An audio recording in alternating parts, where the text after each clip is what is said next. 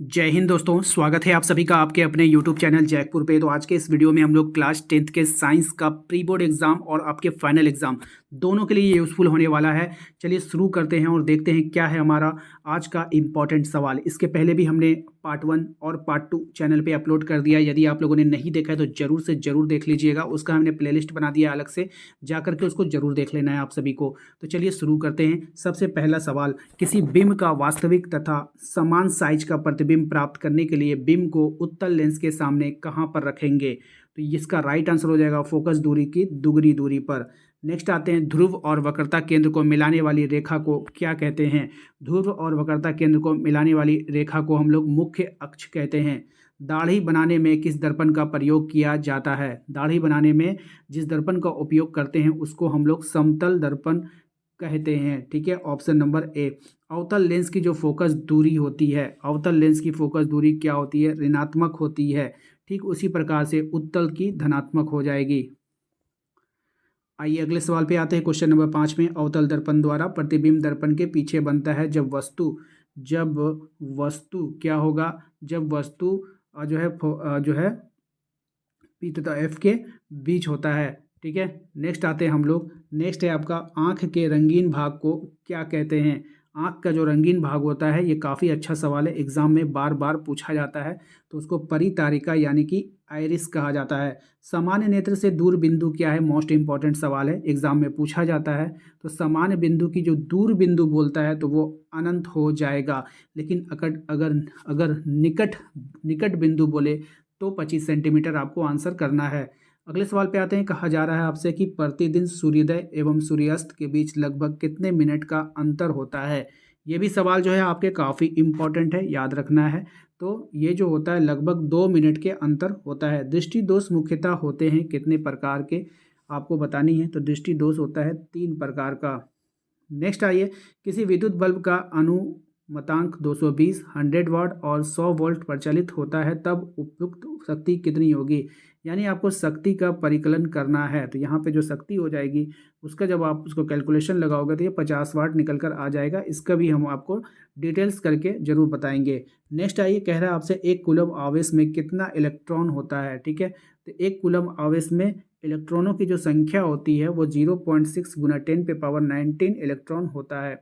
चुंबकीय क्षेत्र का अधिक प्रबल होगा, ये जो चुंबकीय क्षेत्र है वो कहाँ पर अधिक प्रबल होगा ये आपको बतानी है। तो राइट आंसर हो जाएगा आपका ऑप्शन नंबर बी, चुंबक के ध्रुव पर। उपयोगी पवन ऊर्जा प्राप्त करने के लिए पवन के न्यूनतम वेग क्या होना चाहिए? मोस्ट इंपॉर्टेंट सवाल रहेगा आपके एग्जाम के लिए। राइट आंसर हो जाएगा आपका 15 किलोमीटर प्रति आवर। ठीक है, याद रखिएगा। क्वेश्चन नंबर आते हैं हम लोग 14 पे। कहा जा रहा है कि अम्ल एवं क्षारक के बीच की अभिक्रिया क्या कहलाती है? तो अम्ल और क्षारक के बीच की जो अभिक्रिया है वो उदासीनीकरण अभिक्रिया कहलाएगी। शाक सब्जियों का विघटित होकर कंपोस्ट बनना किस अभिक्रिया का उदाहरण है? तो ये जो हो जाएगा आपका ऑप्शन नंबर बी, ऊष्माक्षेपी अभिक्रिया का उदाहरण है। नेक्स्ट आइए, BaL2 plus Na2SO4 BaSO4 plus 2Na किस प्रकार की अभिक्रिया है ये आपको बतानी है।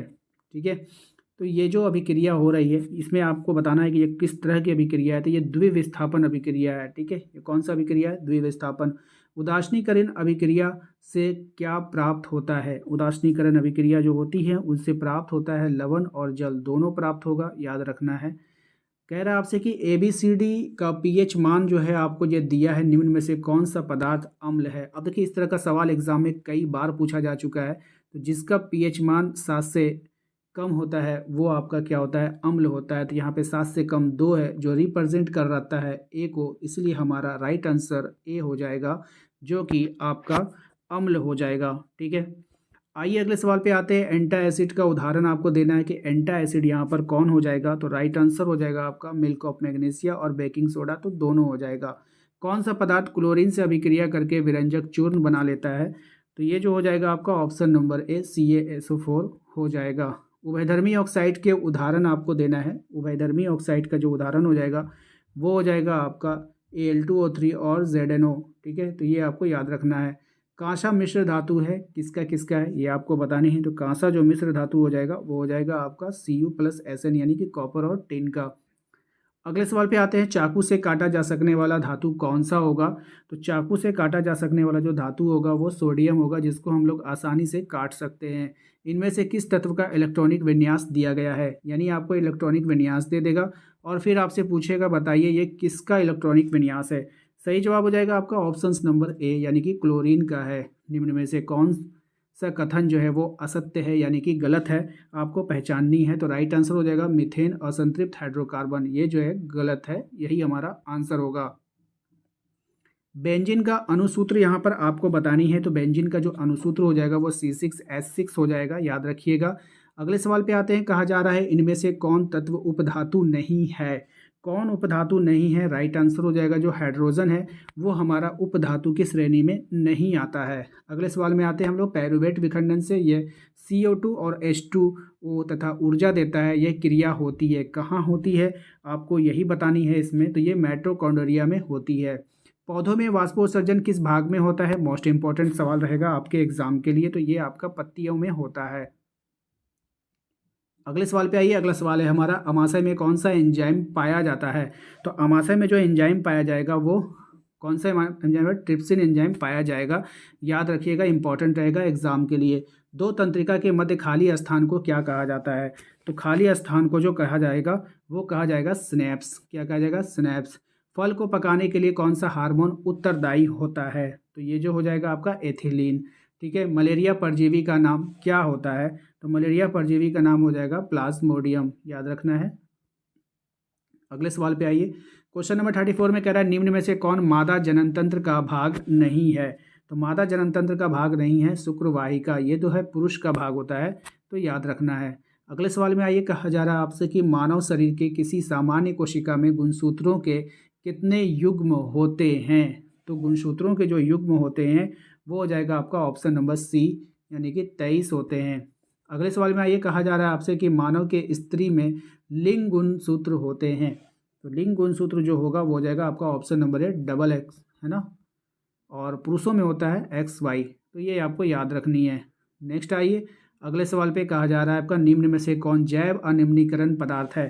तो जैव अनिम्नीकरण पदार्थ को पहचानना है तो DDT, ठीक है।